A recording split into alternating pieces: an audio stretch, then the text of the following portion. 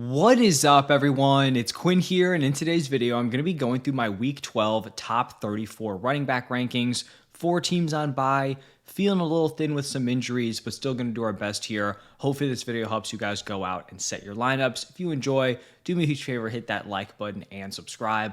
But let's dive right into Tier 1. These are your studs. They're going to be locked into your lineup. CMC, Jonathan Taylor, Jahmyr Gibbs, and Bijan Robinson. Then moving into Tier 2, I think this is a really good spot for Derrick Henry.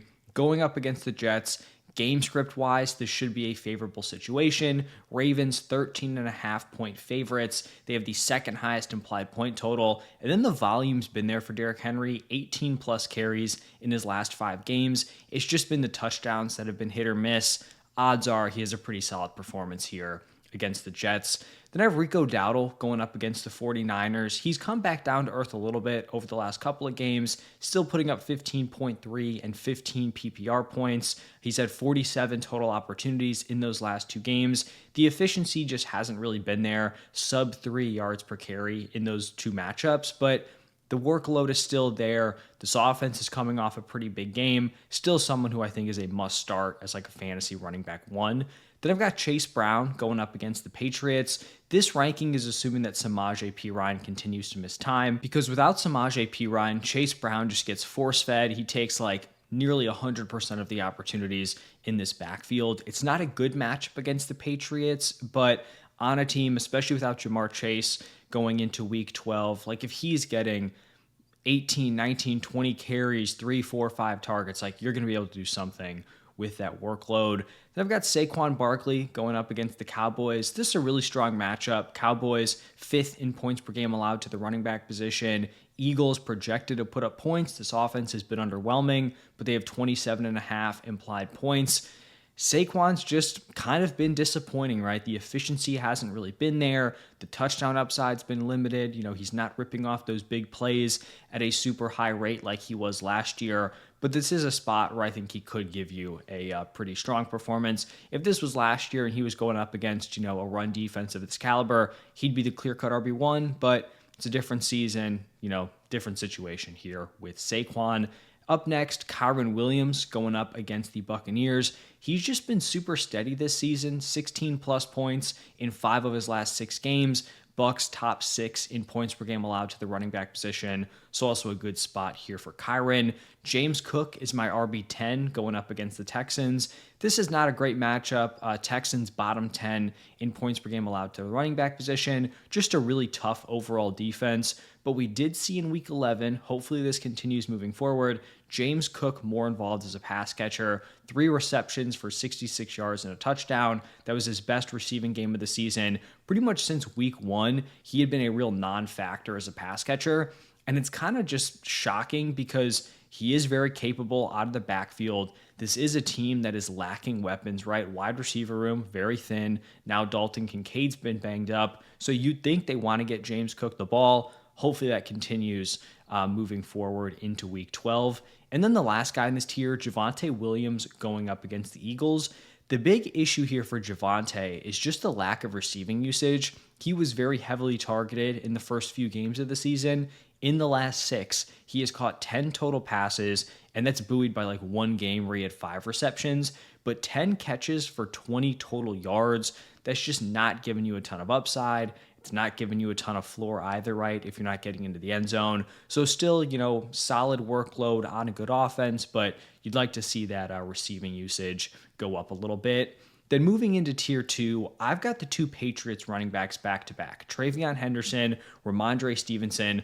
Obviously, this is assuming that Ramondre is good to go with that toe injury, but Henderson's really broken out. He's been a monster without Ramondre in the lineup. 24.3 PPR points per game as the starter. That's a 3-game sample. Really impressive in back-to-back weeks, 28 and 32.3 PPR points. He's shown like that big play upside, the breakaway runs. He's looked a lot better in pass pro, which is big from getting on the field, having some more receiving upside.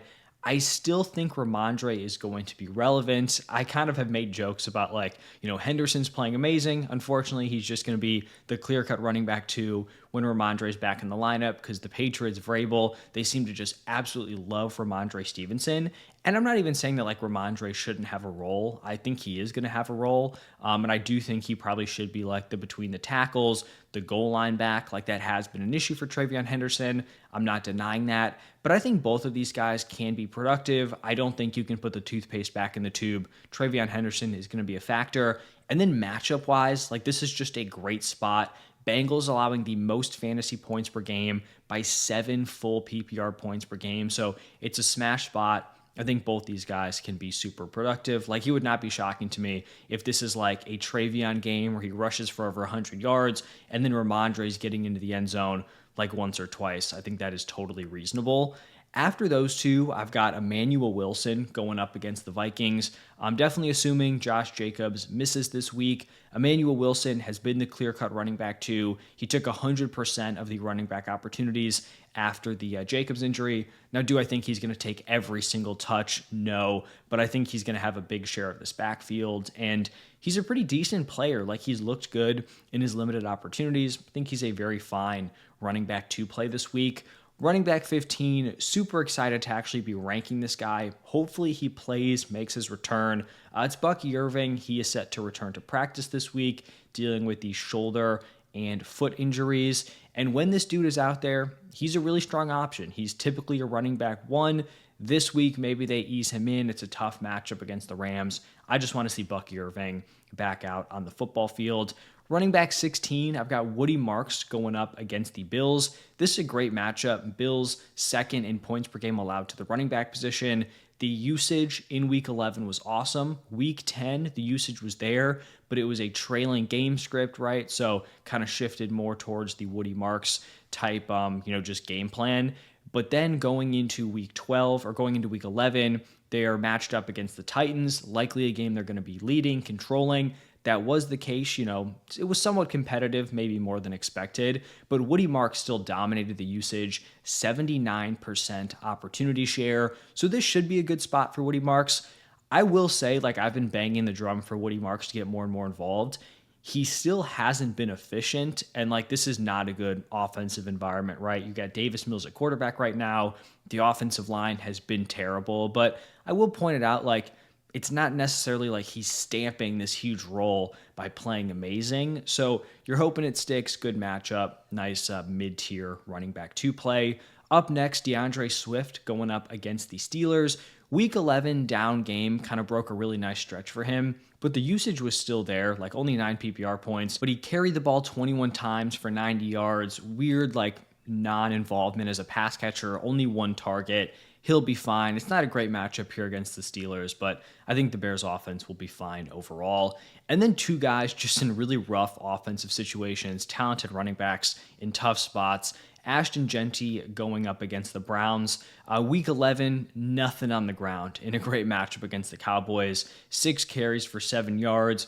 Was involved as a pass catcher, 8 targets, 6 for 27, so kind of saves you there in PPR formats. But this is likely going to be a decent game script for him going up against the Browns. They're 3.5-point favorites. Now, it's not an easy defense to go up against. The Raiders' offense has looked pretty miserable. They've looked lifeless. But at least, like, this is not a game where they're just going to be getting blown out and Genty's usage is just awful. Like, I think we're going to see a lot of Ashton Genty. It might be inefficient, but I think he's going to get a decent workload, which is really all you can ask for at this point. And then the last guy here, Breece Hall, going up against the Ravens. It looks like they are pivoting to Tyrod Taylor. I'm a big fan of Justin Fields. I want the dude to succeed, but I'm also very aware that he's not a great NFL quarterback. And for fantasy, also not great at supporting his weapons. So hopefully this is a bump up for Breece Hall. I want to say, like, the one thing the Jets need to do for how bad this offense is, they need to pass the ball to Breece Hall. You have 0 weapons, and they have made like no effort to get Breece Hall involved as a pass catcher. That is insane to me. So hopefully we see that shift. Maybe Tyrod Taylor more willing to check down. Justin Fields might be looking to run. So I do think this is good for Breece, and you're just like hoping he can keep having a solid workload. And also hope that he doesn't, shut down with some sort of minor injury like we've kind of seen over the last few seasons, I think. And then moving into tier 4, starting it off with David Montgomery going up against the Giants. It's been rough for Montgomery as of late, under 12 PPR points in his last 5 games, but this is a great matchup here against the Giants. The Giants are allowing the 4th most points per game to the running back position. Game script wise, this should be solid. Lions, big favorites. I think this is a spot where both Jahmyr Gibbs and David Montgomery can produce. Then I've got Jaylen Warren going up against the Bears, and Jaylen Warren is definitely a big loser from Week 11. Now, he does suffer an ankle injury, which leads to more Kenneth Gainwell, but we saw a lot of Kenneth Gainwell early on in this game, which was kind of unexpected, and it was a great matchup, and Warren just wasn't really able to capitalize on it. Now, I still think Jaylen Warren is the running back 1 here, but I just think the opportunity share is a little bit more sketchy, and so going to be lower than I've had him ranked in the past. Then I've got back-to-back Jaguars running backs, Travis Etienne and Bashal Tutin, and this was just a super competitive split before the Bashal Tutin ankle injury. Actually, like Bashal Tutin was leading in carries 15 to 12 at the time where he left with injury. He had 15 carries for 74 yards and a touchdown. He looked good. He was getting work near the goal line. And so assuming Tutin's healthy, it seems like he should be fine, at least, not a long-term injury. I'm fully expecting like a 50-50 split, and I think they pretty much should be ranked in a very similar spot. After those two, I have Aaron Jones going up against the Packers, and he just continues to kind of pull away in this backfield. His opportunities since returning from injury, 11, 17, 22. The issue is that this is not a good spot here against the Packers. It's a tough defense for running backs. The Vikings offense also just looks rough. J.J. McCarthy, early on in his career, but not really stamping that he is the guy here moving forward. So that's not great. More of like this back end RB2 area. Then I've got Kenneth Walker and Zach Charbonnet actually back to back here going up against the Titans. We finally saw a good Kenneth Walker game, specifically playing with Zach Charbonnet. 16 carries for 67 yards and a touchdown. We also saw some of that receiving upside, 3 for 64 through the air. I do think it's a little funny, though, and I want to point out the only reason Kenneth Walker got a goal line carry in this game was because it was like a 2-minute drill situation, and they were literally forced to. Like, they had to give him the ball because they couldn't substitute and then, take a ton of time off the clock. So I thought it was funny. You might be thinking, oh, they finally let him get in there for a goal line carry. I guess, but it was more so like their feet were to the fire and they pretty much had to do it. This is a good matchup against the Titans, 8th in points per game allowed. I still think Charbonnet has more touchdown upside, but Kenneth Walker has been and still is the better, running back talent, way better runner. Even as a pass catcher, like Charbonnet has just done nothing this season. So I think both are playable based on the matchup. But hopefully this was a game that potentially sparked something for Kenneth Walker and how this team wants to use him. And actually, as I'm looking at the rankings, I'm considering swapping Quinshon Judkins for Zach Charbonnet. Like I've got him back-to-back here, but I'm going to put Judkins between these dudes. Charbonnet, it's just tough to buy into him as a talent. But for Judkins, he's also been rough. Like last 5 games, under 4 yards per carry in all 5 of them, 10.2 points per game. I think the hope here, though, is that this is a more competitive matchup and not one that he is going to get game scripted out of. Now moving into tier 5, small tier, 3 guys. Alvin Kamara going up against the Falcons. He had a really rough stretch, had a bounce back in week 10, 22 carries for 83 yards, 3 receptions for 32 yards. Saints 1.5 point favorites in this matchup against the Falcons. So that is interesting. Tyler Shuck has looked fine. I think Kamara's a fine running back 3 play. Then I've got Kareem Hunt going up against the Colts. This is assuming that Isaiah Pacheco does not play. Kareem Hunt's just been like really steady, very similar stat lines on the ground in the last 3 weeks. 9 for 40 and a touchdown, 11 for 49 and a touchdown, 13 for 59 and a touchdown. There's just not a lot of upside. The efficiency, I guess it's been fine as of late. Somewhat of a question mark. Not a lot of receiving upside. You're just kind of hoping he gets into the end zone. And then the last guy in this tier, Tyrone Tracy Jr., going up against the Lions. This is still very much a 50-50 split. The snaps, the routes are very similar between Tracy and Devin Singletary. But Tracy's coming off a really strong game. 19 carries for 88 yards, 4 receptions for 51 yards. Game script wise, I think this is a better spot for him. 10.5 point dogs. probably going to skew more towards like that pass catching role, like the 2-minute drill snaps, which Tyrone Tracy does take. The big issue is he's just like not getting those goal line carries, so the touchdown upside is definitely limited. And then moving into the sixth and final tier, starting it off with Kenneth Gainwell. Didn't do a ton on the ground in week 11, 9 carries for 24 yards, but out of nowhere just had like this monster receiving day. And like one of these receiving touchdowns was early on in the game when Jalen Warren was still in there. 7 receptions for 81 yards, 2 receiving touchdowns. He's going to be involved. I still don't think it's an amazing role, right? And not a great offense, but someone who should be ranked. Then I've got Bam Knight going up against the Jaguars. Also for Gainwell, like if Jalen Warren misses this week with that ankle injury, he'd obviously be ranked way higher than this.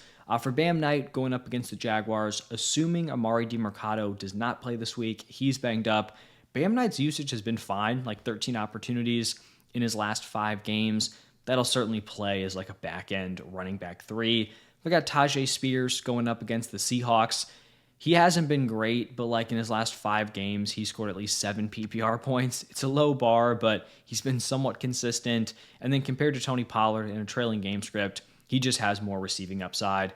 And then the final player in these rankings, Devin Singletary. Like I talked about with Tracy, he's got that goal line role, scored 2 touchdowns in the Week 11 game. I think Jackson Dart potentially coming back does hurt him just because Dart will use his legs near the goal line, but still fine as like a desperate, real back-end running back 3. And so that is going to wrap it up for my running back rankings. If you guys enjoyed the video, hit the like button, subscribe. Thank you all for stopping by, and I'll see you in the next one.